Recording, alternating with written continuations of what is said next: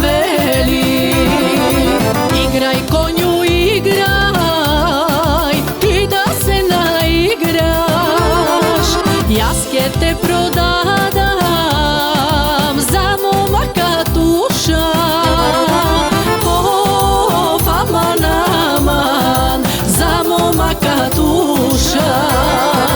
Of, aman, aman, za momaka tuša.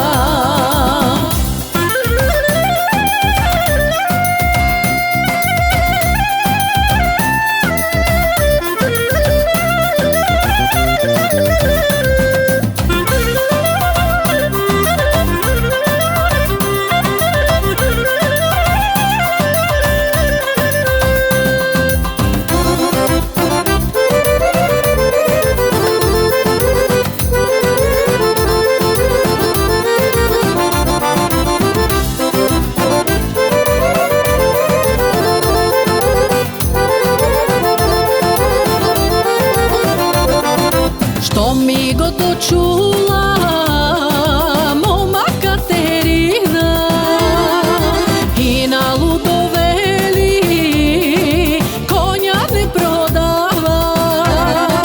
Of, aman, aman, konja ne prodavaj.